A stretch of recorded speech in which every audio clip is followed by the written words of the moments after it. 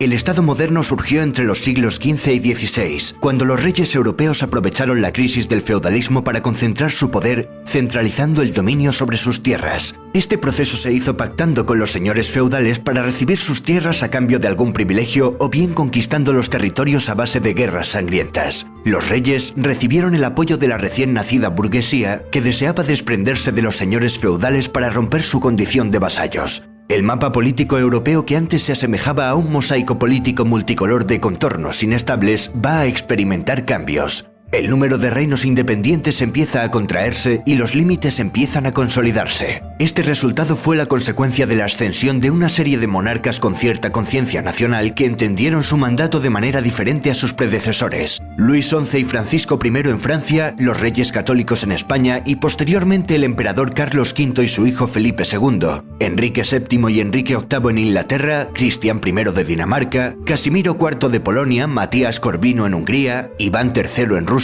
Ellos fueron los artífices de la aparición de los primeros estados de corte moderno. Estos reyes gobernaban de la mejor manera posible para conservar la corona. De alguna manera hubo una suerte de selección natural que influyó en el resultado final. Las monarquías más débiles desaparecieron. Los que lograron resistir inauguraron un nuevo sistema de reinar que marcaría la vida política europea de los 3 siglos siguientes. Un sistema autoritario que los historiadores llaman el Antiguo Régimen. La población o bien pertenecía a la clase privilegiada, clero y nobleza, o bien al estamento de los no privilegiados, burguesía y pueblo llano. ¿Cuáles son los antecedentes de la aparición del Estado moderno? A final de la Edad Media se produce una enorme crisis en Europa con grandes hambrunas. La peste negra había reducido drásticamente la población. Los desequilibrios económicos afectaron a todos los sectores. Las cadenas de vasallo-señor se desestabilizaron. Pero a partir del siglo XV los efectos de la crisis empezaron a disminuir. Europa comenzó a experimentar cierta recuperación. La conquista de Constantinopla por parte de los turcos en 1453 supone el fin del Imperio Romano de Oriente y es una de las fechas que utilizan los historiadores para situar el inicio de la Edad Moderna. En Constantinopla se conocía bien a los clásicos: Platón, Séneca, Heródoto, Horacio, etc. Mientras que durante la Edad Media en Europa se conocía fundamentalmente a Aristóteles, y además se le conocía a través de traducciones árabes. Cuando los eruditos de Constantinopla, que hablaban griego, se refugian en Europa, muchos de ellos en Florencia, tras la caída de la ciudad, traen consigo todo el saber grecolatino.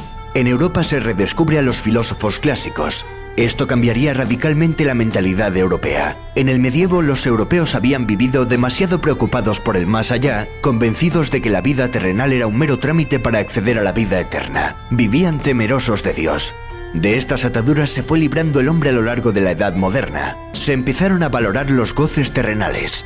El Decamerón de Boccaccio se convierte en un paradigma de la libertad sexual de la época. Se sustituye el teocentrismo medieval por el antropocentrismo, el hombre como centro del universo. Surge el humanismo como reacción a la educación escolástica aristotélica de la Edad Media. Algunos humanistas empezaron a referirse a su propia época como un periodo de luz que rompía con la larga noche del pasado. Boccaccio y Petrarca fueron 2 profetas de lo que estaba por llegar. Bajo el dominio de los Medici, Florencia se convierte en la cuna del Renacimiento, en una nueva Atenas. Por Florencia pasaron el arquitecto Brunelleschi, el arquitecto y tratadista Alberti, el escultor Donatello, el pintor Rafael, y 2 genios absolutos como Miguel Ángel Buonarroti, que dominó la escultura, la pintura y la arquitectura, y Leonardo da Vinci, pintor, arquitecto, científico, inventor, músico y un largo etcétera. El Renacimiento surge pues en Italia y supone una ruptura con la mentalidad medieval y una vuelta a los valores de la cultura clásica. Un gusto por la vida, por la belleza del cuerpo humano. El hombre renacentista se libera y vuelve su vista hacia la Edad Clásica, a Grecia y a Roma. Desde Italia las ideas renacentistas llegaron al resto de Europa con rapidez. Se produce un renacer estético. Este nuevo talante se vio reflejado en las artes, pero también en todos los campos del saber: ciencia, filosofía, política.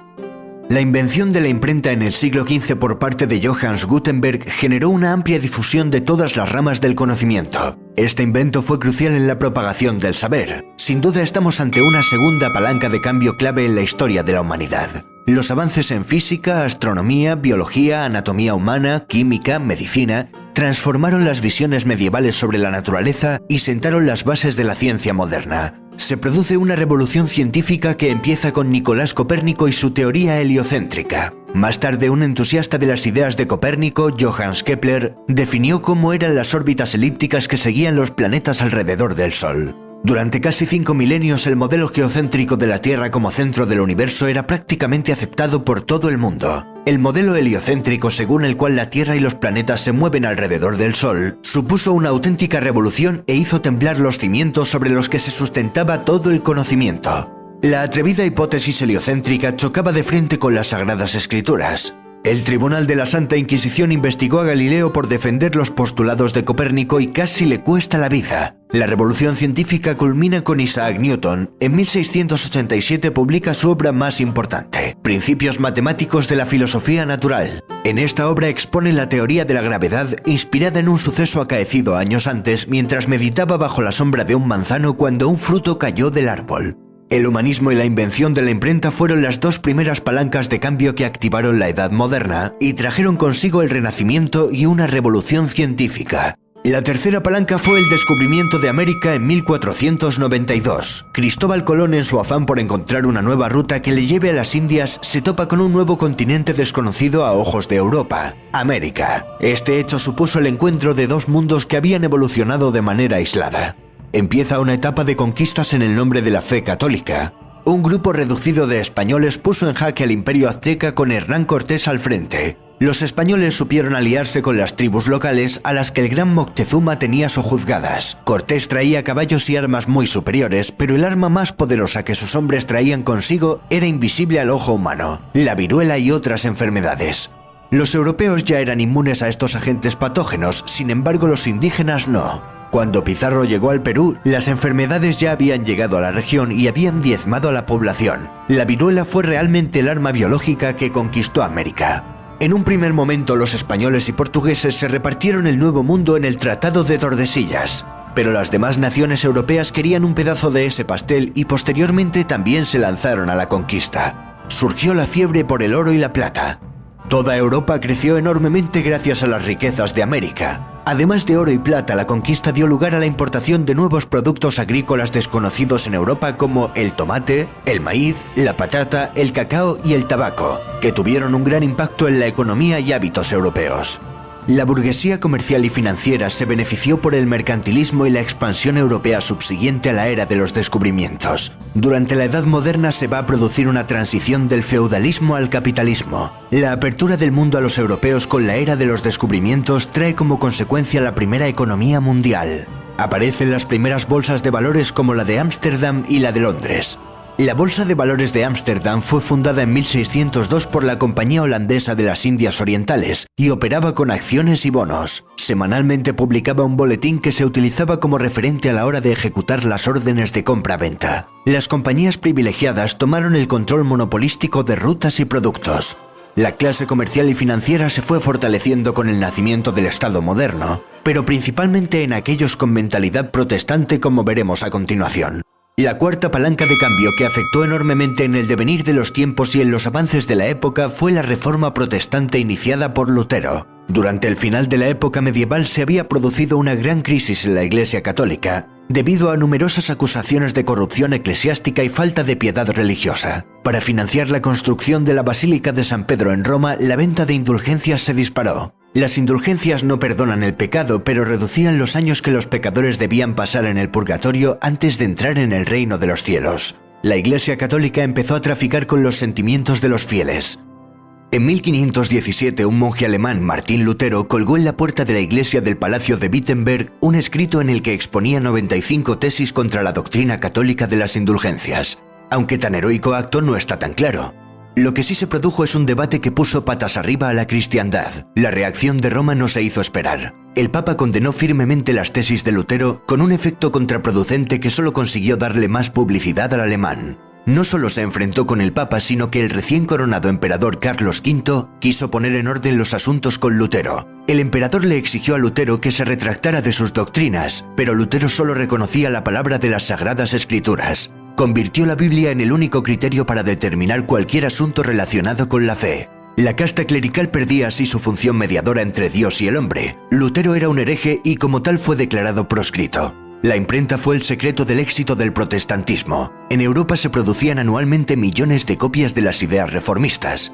Lutero fue el autor más prolífico, pero había más escritores protestantes. Europa sufriría una radical transformación religiosa y el poder de la Iglesia se disgregaría en diferentes confesiones protestantes. La evidencia demuestra que Lutero no destruyó la Iglesia, sino que creó otra. Ni Lutero dejó de ser clérigo ni disminuyó el número de ellos, simplemente se formó un nuevo cuerpo sacerdotal, solo que ahora ese cuerpo de pastores servía únicamente al señor del territorio, que era el que le daba de comer, y no a un papa extranjero y a un emperador de intereses afines. Los nuevos estados modernos exigían más independencia de la Iglesia Católica Romana. El rey de Inglaterra, Enrique VIII, también desvinculó sus lazos con Roma y fundó la Iglesia Anglicana. La causa fue que el rey quería anular su matrimonio con Catalina de Aragón, hija de los reyes católicos y tía de Carlos V. El Papa de Roma, Clemente VII, se opuso a la anulación de su matrimonio. La respuesta del monarca fue romper con el catolicismo y erigirse como jefe supremo de una nueva iglesia, la Iglesia de Inglaterra. La Iglesia anglicana guarda muchas similitudes con la católica, pero no depende de Roma. Tras la muerte de Lutero, el pensamiento de Juan Calvino cobró fuerza y se hizo mayoritario entre los reformistas. Calvino era un seguidor de las ideas de Lutero y convirtió la ciudad de Ginebra en un estado teocrático de corte totalitario. Los pastores se convirtieron en policías de la moral y los viajeros comprobaban asombrados cómo en aquella ciudad no había robos, ni prostitutas, ni asesinatos, ni lujos, ni alcohol, ni bailes, ni vicio de ningún tipo. Es preciso en este instante recordar que la Iglesia Católica condenaba fuertemente el cobro de intereses, censurando esta práctica con el nombre de usura. En la España católica, de hecho, el trabajo manual era algo deshonroso propio de seres de segunda. Los hombres de honor solo se manchaban las manos en la guerra. Por eso muchos hidalgos preferían la pobreza a tener que trabajar. Sin embargo, en los países del norte de Europa, donde se extendió la moral calvinista, el trabajo dignificaba al hombre, y ser comerciante o prestamista acabó siendo una ocupación honrosa. Una moral consagrada al capital. Por ello estos países prosperaron y se enriquecieron. Y no es desacertado decir que por ello los países protestantes son más trabajadores, más austeros y ahorradores que los católicos. El calvinismo no solo se extendió por Europa, sino que los movimientos migratorios llevaron el calvinismo a Norteamérica. Los puritanos ingleses que viajaron en el Mayflower, los hugonotes franceses, los colonos holandeses de la Nueva Ámsterdam, más tarde llamada Nueva York, y los irlandeses escoceses presbiterianos de los Montes Apalaches. Los colonos calvinistas también fueron los primeros europeos que colonizaron África del Sur. Fueron conocidos posteriormente como Boers o Afrikaners. La reforma protestante liderada por luteranos, calvinistas y anglicanos había desencadenado un cisma europeo que se tradujo en cruentas guerras de religión. En Francia se persiguió a los hugonotes calvinistas. En la noche de San Bartolomé en París, el rey francés mandó ejecutar a más de 3000 hugonotes.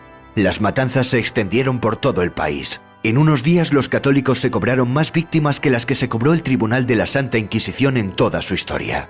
Las tensiones entre católicos y luteranos también desencadenaron la Guerra de los 30 años, que si en principio tuvo un desencadenante religioso, terminó por convertirse en una guerra europea en la que las grandes potencias intentaron buscar su hegemonía. La feligresía católica europea se había reducido drásticamente. El daño infligido por la reforma fue enorme. Los católicos necesitaban una contrarreforma que pusiera orden y coto a los desmanes que se venían practicando desde hacía tiempo y que diera respuesta a la reforma protestante. En la ciudad de Trento se celebró un concilio que supuso para la Iglesia una especie de catarsis. Se puso orden en el clero, se eliminaron algunos abusos y se reformó la administración. Además, se idearon formas de propaganda para atraer fieles y propagar la fe. El arte fue utilizado como un vehículo de expresión para mayor gloria de Dios y de la Iglesia. Nace el arte barroco, un arte retorcido, dramático, exagerado que abusa del ornamento. El arte barroco triunfó en toda Europa, incluso en la zona protestante, y se reveló como un atractivo mecanismo de propaganda y control ideológico. Hemos visto pues que el Estado moderno poseía identidad, estaba organizado, estructurado y era autoritario. El poder estaba centralizado y era reconocido políticamente. El autoritarismo puso fin a las guerras civiles, garantizando una paz interna que favoreció el progreso económico, con la expansión de nuevos mercados y rutas comerciales que se abrieron tras el encuentro con un nuevo continente. También floreció una nueva mentalidad, una concepción más abierta, en definitiva más moderna, que culminaría en el siglo XVIII con la Ilustración.